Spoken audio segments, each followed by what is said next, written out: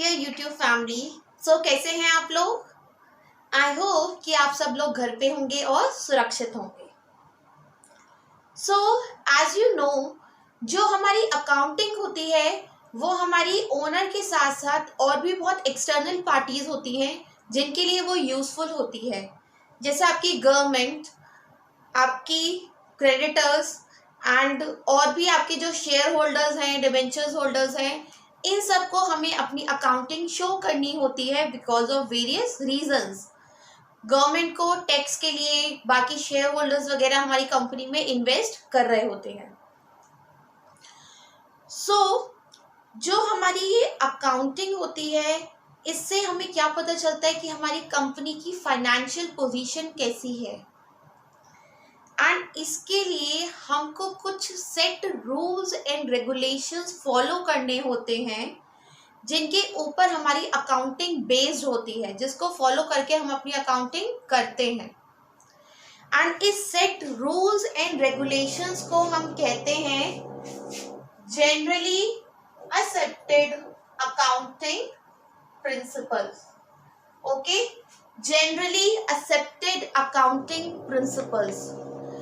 जो ये generally accepted accounting principles हैं, ये बहुत सारे अकाउंटेंट्स ने मिलके बनाए हैं अपने प्रायर एक्सपीरियंसेस से।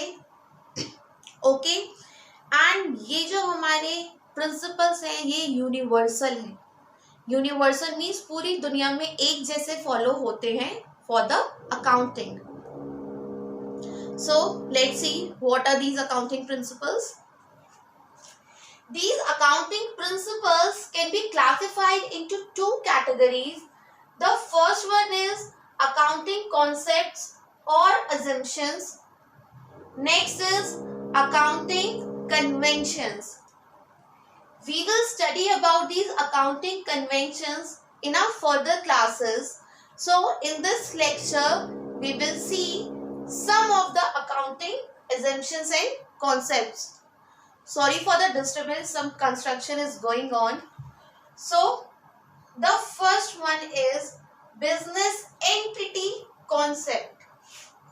Business entity concept. According to this concept, the business owner is treated as different from its business.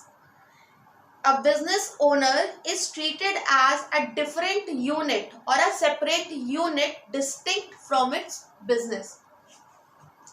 जो हमारा एक बिजनेस होता है वो स्टार्ट कैसे होता है कि एक पर्सन उसमें कुछ कैपिटल इन्वेस्ट करता है, कुछ पैसा लगाता है उसमें। ओके, फिर जब वो पैसा लगाता है लेकिन वो जो पैसा देता है कंपनी को, उसको हम एक तरीके का क्रेडिट मानते हैं। उस कंपनी के लिए वो क्या है, एक तरीके का उधार है। इसलिए वो हमारा जो कैपिटल होता है जो बिजनेस ओनर का, वो हमारा लाइबिलिटी साइड में आता है।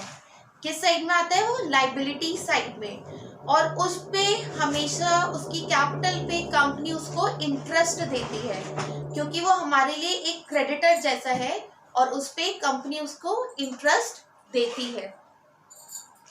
एंड इसीलिए जब वो पैसा निकालता है ओनर, तो उसको हम एक अलग ड्रॉइंग्स मानते हैं। ये नहीं कि उसका पैसा है उसने निकाल लिया, नो, क्योंकि कंपनी के लिए अब ओनर एक अलग है, उसका पैसा उसके लिए सिर्फ एक उधार है, एक क्रेडिट है और उस पे वो कंपनी उसको इंटरेस्ट दे रही है।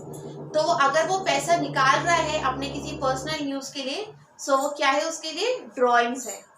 Okay, according to this business entity concepts, it is a separate unit. We can say it is a separate unit. और इसको जो है वो बिजनेस को उसके ओनर से अलग ट्रीट किया जाता है। ओके,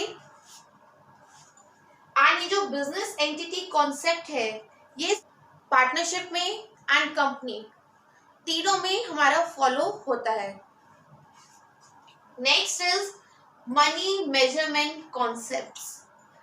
ये मैंने आपको अकाउंटिंग की जब डेफिनेशन बताई थी उसमें भी आपको बताया था एंड देन ऑब्जेक्टिव्स में भी बताया था कि अकाउंटिंग में हम सिर्फ वही चीज़ें लिखते हैं जिसको हम मनी की टर्म्स में मेजर कर सकते हैं, जिसको हम मनी की टर्म्स में क्या कर सकते हैं, मेजर कर सकते हैं. So we write the things which we can measure in terms of money. Okay, suppose if we have a strike in a business, हमारी बिजनेस में कोई स्ट्राइक हो जाती है या सेल्स मैनेजर और जो प्रोडक्शन मैनेजर है उसके बीच में लड़ाई हो जाती है, तो उसको हम इसमें मेजर नहीं करेंगे. It is a very important thing, उससे हमारी फर्म पे बहुत इफेक्ट पड़ेगा, but we will not write these things in our accounting. Okay, next इसमें ये भी आ सकता है, सपोज आपकी जो कंपनी है उसमें आपके पास 5 किलो आपका रॉ मटेरियल रखा हुआ है, 4 आपके ट्रक रखे हुए हैं. तो वो 5 किलो मटेरियल को और 4 किलो ट्रक को हम इसमें नहीं लिखेंगे, क्योंकि वो हमारे पास क्वांटिटी में है. नंबर ऑफ ट्रक्स है और वो कितनी क्वांटिटी है वो हमारे पास, उसका हमारे पास मनी में हम उसको मेजर नहीं कर रहे होंगे. और जैसे ही हम उसको मनी में मेजर कर देंगे कि वो 5 किलो रॉ मटेरियल की प्राइस है 10 लाख और वो जो हमारे 4 ट्रक रखे हैं उनका पैसा है अगर 50-60 लाख, तो जब हम उनको मनी में मेजर कर लेंगे तब हम उसको अकाउंटिंग में लिख लेंगे. बट अगर वो मनी में मेजर नहीं हो रहे तो उसको हम अपनी अकाउंटिंग में नहीं लिखेंगे. Okay, so we will write only the things which we can measure in terms of money. Next we have going concern concept. Going से पता चल रहा है जो जा रहा है. So according to this third going concern concept, we assume that the business will run to the unlimited period of time. हम कभी भी जो अपना बिजनेस है वो ऐसे स्टार्ट नहीं करते हैं कि हमें सिर्फ 2 साल के लिए चलाना है या 1 साल के लिए चलाना है, उसके बाद हम उसे बंद कर देंगे. नो, हमारा जो बिजनेस है वो ऐसे ही स्टार्ट होता है कि वो हमारा unlimited of period of time तक चलेगा.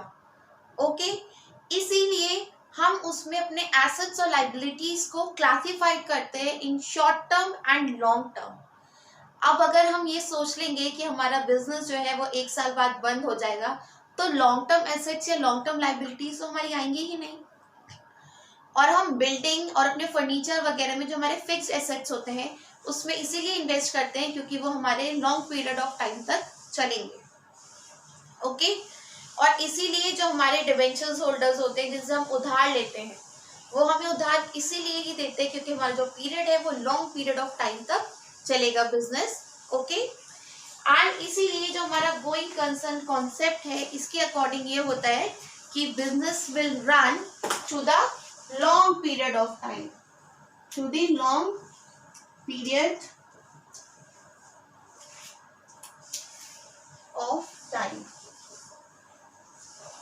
हमें कभी भी अपना बिजनेस ऐसे स्टार्ट नहीं करना है कि वो हमारा बस थोड़े टाइम तक चलेगा उसके बाद बंद हो जाएगा. No, the business will run to the long period of time.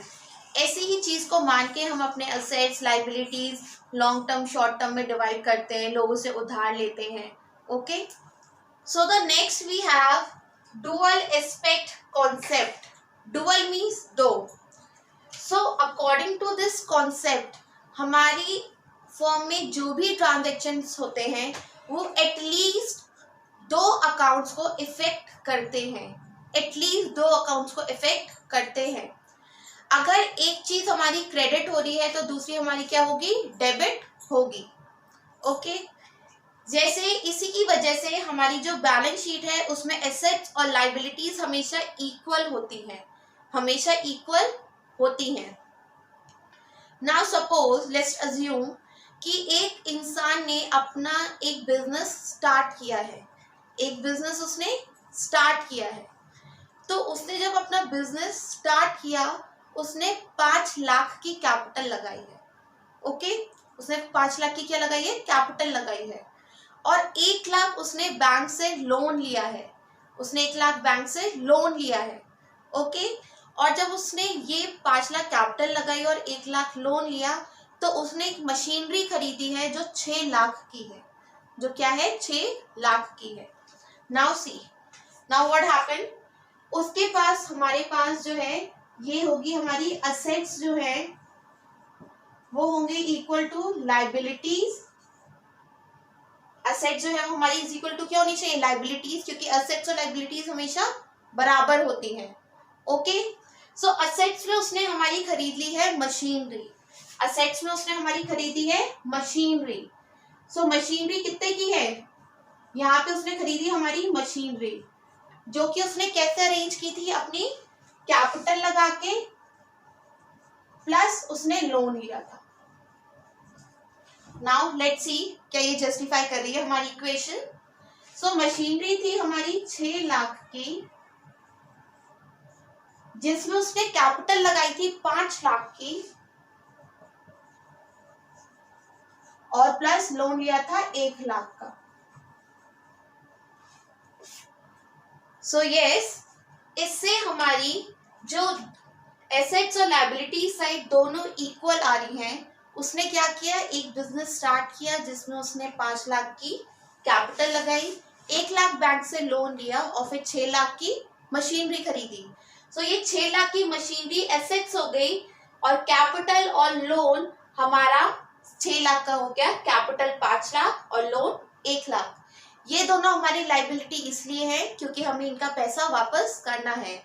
अभी I said in business entity concept कि जो ओनर का पैसा होता है वो हमारे लिए एक उधार जैसा होता है, कैपिटल होता है, इसलिए हम उसको जो है फर्म से अलग ट्रीट करते हैं उसके ओनर को।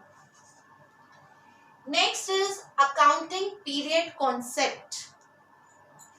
एज यू नो कि जो हमारा बिजनेस स्टार्ट होता है वो हमारा according to going concern concept, वो हमारा कभी हमको एज्यूम नहीं करते कि वो कब हमारा बिजनेस खत्म होगा।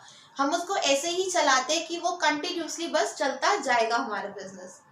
बट अगर हमें उसकी पोजीशन भी पता करनी है अकाउंट की, हमारे बिजनेस की क्या पोजीशन है, उसके लिए हमको फिर तभी पता चलेगा जब हमारा बिजनेस कभी जाके बंद होगा। अकॉर्डिंग टू दिस कॉन्सेप्ट कि जब हमारा बिजनेस बंद होगा तभी तो हमें पता चलेगा हमारा प्रॉफिट और लॉस क्या है। बट नहीं, जो कुछ एक्सटर्नल पार्टीज होती हैं उनको हमें बताना होता है कि हमारे बिजनेस की प्रोग्रेस कैसी हो रही है या उसकी फाइनेंशियल पोजीशन कैसी है। सेम वे जो हमारी इंटरनल पार्टीज होती हैं, हमारा मैनेजमेंट, हमारे एम्प्लॉयज, उसको भी पता होना चाहिए कि हमारी जो कंपनी है, हमारी फर्म है, उसकी पोजीशन कैसी है। क्यों, ताकि अगर कुछ ऐसी चीज हो रही है जिसकी वजह से हमारी कंपनी को नुकसान हो रहा है तो उसको हम कुछ उसके लिए अच्छे मेजर्स ले सके और वो चीज हम चेंजेस लाके बिजनेस को अच्छा और कर सके। इसलिए ये हमारी इंटरनल और एक्सटर्नल दोनों पार्टीज को पता लगना चाहिए कुछ पीरियड के बाद कि हमारी बिजनेस में, हमारे बिजनेस की प्रोग्रेस कैसी हो रही है। तो उसके लिए हमारा ये होता है अकाउंटिंग पीरियड कॉन्सेप्ट। ये जनरली हमारे लिए होता है 12 मंथ्स का, एंड इसको हम जनरली हमारे में यहाँ पे चलता है 1 अप्रैल से लेके 31 March of next year. So ये जनरली फॉलो होता है 1 April of the current year to the next year of 31 March. So जो अकाउंटिंग पीरियड कॉन्सेप्ट है ये हमारे जनरली 12 मंथ्स का होता है, फॉलो होता है। इसमें हम अपना पूरे ट्रांजेक्शन्स रिकॉर्ड करते हैं और फिर 12 महीने बाद एक रिजल्ट पे आते हैं कि हमारे 1 साल में कंपनी ने कितना प्रॉफिट या कितना लॉस किया है। Okay, so that's all for today. Let's do a quick revision. Accounting principles are the business entity concept. Accounting principles are classified into 2 categories: accounting concepts and assumptions, accounting conventions. So the first one we have in accounting concepts and or assumptions, business entity concept. According to this, business owner is different from its business. Money measurement concept, we will record the transactions which we can measure in terms of money. Next we have going concern concept, that our business will run to the unlimited period of time. Dual aspect concepts, According to this, every transaction will affect at least two accounts, and if one is debit, the other one will be credit. Next is accounting period concept. According to this concept, we do our accounting for the 12 months, and after 12 months we will come to one result, and after this again we will just follow this accounting. So I hope that you have understood this topic, and if you like the video, give a big thumbs up and don't forget to subscribe my channel. Thank you.